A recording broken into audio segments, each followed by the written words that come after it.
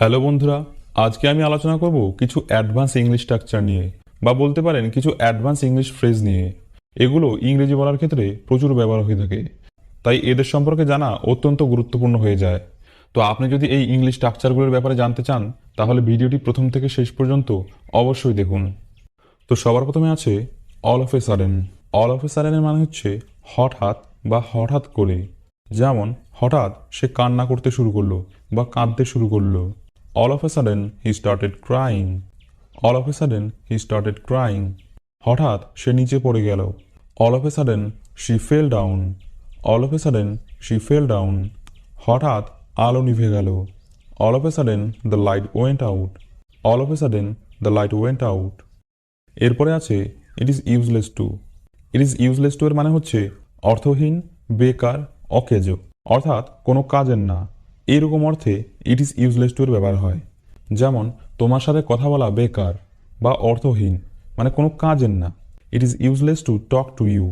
It is useless to talk to you. সেখানে যাওয়া বেকার বা অর্থহীন। It is useless to go there. It is useless to go there. এই বইটি কেনা বেকার। It is useless to buy this book. It is useless to buy this book. এরপরে আছে the surprising thing is that. এর মানে হচ্ছে আশ্চর্যের বিষয় হলো যে।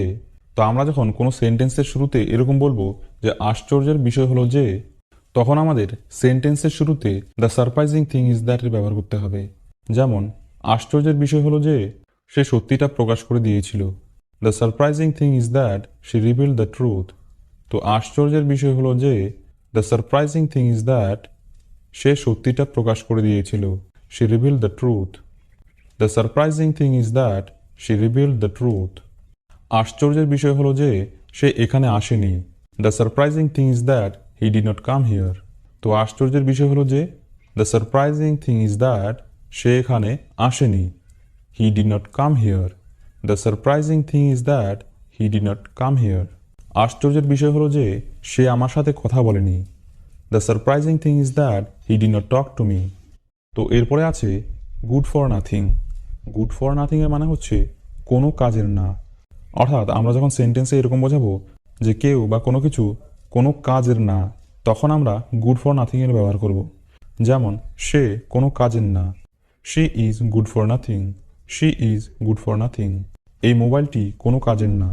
This mobile is good for nothing. This mobile is good for nothing. এই বইটি কোনো কাজের না। This book is good for nothing. This book is good for nothing. এরপরে আছে দ্য ওয়ে। দ্য ওয়ের মানে হচ্ছে যেভাবে, অর্থাৎ দ্য ওয়ের মাধ্যমে কোনো কাজের ধরনকে বোঝায়। যেমন তুমি আমার সাথে যেভাবে কথা বলো আমি তা পছন্দ করি না, অর্থাৎ তা আমার ভালো লাগে না। তো এখানে কথা বলার ধরনকে বোঝানো হচ্ছে। I don't like the way you talk to me. তো আমি পছন্দ করি না, আই ডোন্ট লাইক, যেভাবে তুমি আমার সাথে কথা বলো। The way you talk to me. I don't like the way you talk to me. যেভাবে তিনি সবকিছু ব্যাখ্যা করেন তা আমার ভালো লাগে। I like the way he explains everything. যেভাবে সে কথা বলে তা সবার ভালো লাগে, বা তার কথা বলার ধরন সবার ভালো লাগে। Everyone likes the way he talks. Everyone likes the way he talks. তো এরপরে আছে ইফ দিস গোজ অন। তো এর মানে হচ্ছে যদি এরকমই চলতে থাকে বা এভাবে চলতে থাকলে। যেমন যদি এরকমই চলতে থাকে তাহলে সে এখানে আসবে না, বা এভাবে চলতে থাকলে সে এখানে আসবে না। If this goes on you will not come here. If this goes on, এভাবে চলতে থাকলে সে এখানে আসবে না। You will not come here. If this goes on you will not come here. এভাবে চলতে থাকলে আমি তোমার সাথে কথা বলবো না, বা যদি এমনই চলতে থাকে তাহলে আমি তোমার সাথে কথা বলবো না। If this goes on I will not talk to you. তো এভাবে চলতে থাকলে বা যদি এরকমই চলতে থাকে, ইফ দিস গোজ অন, আমি তোমার সাথে কথা বলবো না। I will not talk to you. If this goes on I will not talk to you. যদি এভাবে চলতে থাকে আমরা খেলতে পারবো না, বা এভাবে চলতে থাকলে আমরা খেলতে পারবো না। If this goes on we will not be able to play. তো এরপরে আছে ইফ নিডেড। এর মানে হচ্ছে যদি প্রয়োজন হয়। যেমন যদি প্রয়োজন হয় আমার কলমটি নিতে পারেন। If needed you can take my pen. তো যদি প্রয়োজন হয়, ইফ নিডেড, আপনি আমার কলমটি নিতে পারেন। You can take my pen. If needed you can take my pen. যদি প্রয়োজন হয় আমি তোমার সাথে যোগাযোগ করব।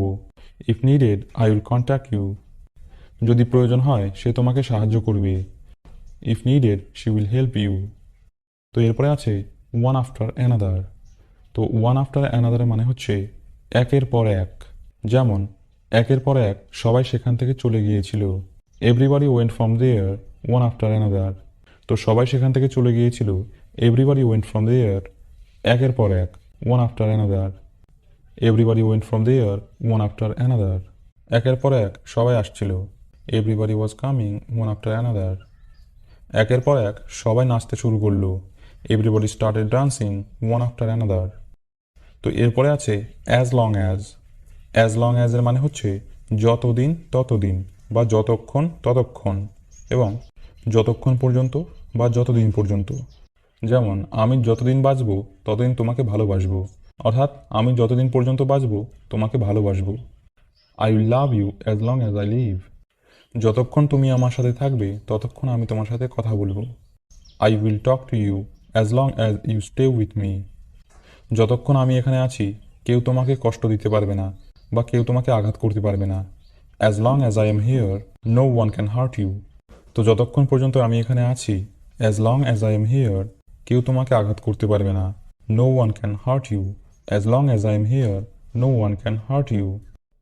তো এরপরে আছে দ্যাট ওয়াজ দ্য টাইম। তো দ্যাট ওয়াজ দ্য টাইমের মানে হচ্ছে সেই সময়। যেমন সেই সময় আমি ইংরেজি শেখা শুরু করেছিলাম। That was the time I started learning English. That was the time I started learning English. সেই সময় আমরা লেখা শুরু করেছিলাম। That was the time we started writing. সেই সময় সে এখানে এসেছিল। That was the time he came here. তো এগুলোই ছিল আজকের আলোচনার বিষয়। আশা করছি আমি আপনাদের বোঝাতে পেরেছি। তো আপনাদের যদি কোথাও বুঝতে অসুবিধা হয় বা কোনো কনফিউশন থেকে থাকে তাহলে সেটা আমাকে অবশ্যই কমেন্ট বক্সে জানাতে ভুলবেন না। আর যদি ভিডিওটি ভালো লেগে থাকে তাহলে ভিডিওটিকে একটি লাইক করে দেবেন এবং চ্যানেলটি সাবস্ক্রাইব করে না থাকলে চ্যানেলটিকে সাবস্ক্রাইব করে দেবেন। তো আজকের ভিডিও এই পর্যন্তই। আবার দেখা হবে একটি নতুন ভিডিওতে। ততক্ষণ পর্যন্ত আপনারা সবাই ভালো থাকবেন, সুস্থ থাকবেন।